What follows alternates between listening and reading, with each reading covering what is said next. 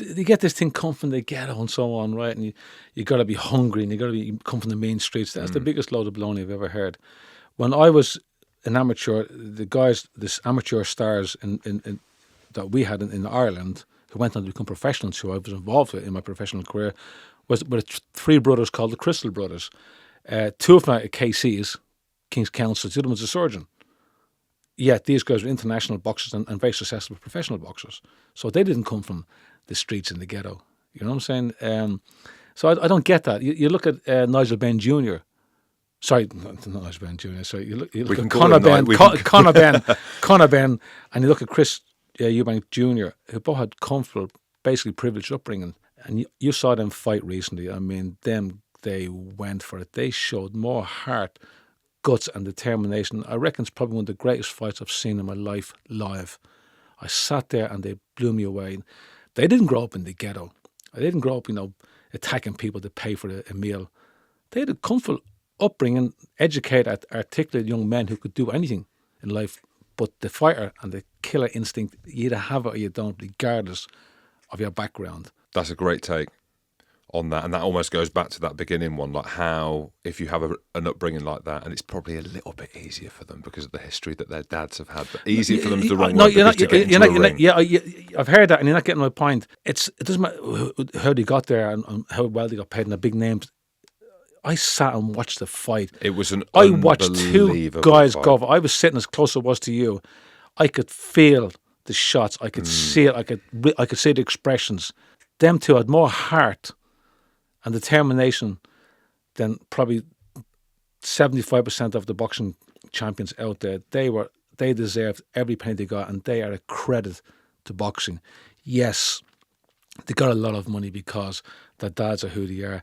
Yes, they got bumped up, but when the bell rang, it doesn't matter where your background is or where you come from. You either have it or you don't. And on the subject of those two, I'm hoping my son gets back in the circuit and fights Chris Eubank Jr. He's had 18 professional boxing matches. He could get down to light heavy cruiserweight because he was heavyweight, and I'm hoping that he wants to fight Chris Eubank Jr. Can you imagine? And so Steve Collins Jr. against Chris Eubank Jr. is the fight he wants, and I'm not just saying it. He hasn't been around for a while. He's had the odd fight here and there. He's going to come back into the fold, hopefully, in our gym, where he was doing well. He's got what it takes to win. But this is a kid who, as a young man, was with Wasps under the tutelage of Sean Edwards. And Sean Edwards said he's going to be the next big thing coming out of Ireland because rugby was his game. He went to college and he was rugby. And then he walked into the gym one day and said to my brother, I'm giving up rugby, I want to take up boxing at 23 years old, 22, 23. And my brother said to him, but you're you're about to take off in your whole rugby career. Why? He said, I've always wanted to be a boxer. If it doesn't work out, I'll go back to the rugby, which was fair enough. The only problem was, at 23, he had so many injuries, which he was still playing rugby, but he couldn't move his arm, couldn't bring his arm up, one of his arms up in boxing because of a shoulder injury. He had to go for 2 major operations just to be able to train for boxing.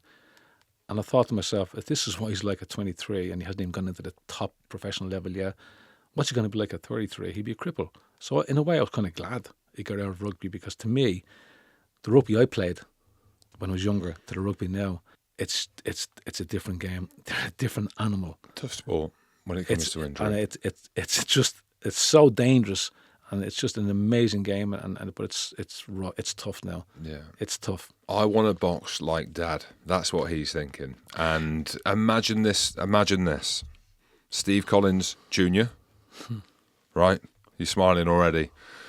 Conor Benn and Chris Eubank Jr. Most people tuned into that fight because of the dads and because of the history, and you were involved in that kind of threesome, if you like, of that legacy of boxing that was left behind for us to then go and watch that fight. It would have been, if it happens. I mean, it's everything's possible. It'd be interesting and it'd be funny because no one heard of me. I was based in America most of the time, and no one heard of me till I arrived in the scene. I've been around for like a long, long time, but no one heard of me. And I arrived in the scene, all of a sudden I beat Chris Eubank. They said, who's this guy coming from? Is he an American guy? Then as soon as I opened my mouth, he went, no, he's a paddy. Where did he come from? No one knows about my son. If he arrived in the scene, they'd be going, oh my God, where's he been? Is that, God, it's just like his dad. He's, come out of nowhere. But all this, it's all talk. At the end of the day, if it happens and the bell rings, it doesn't matter who your dad is, you've got to be able to do it or not.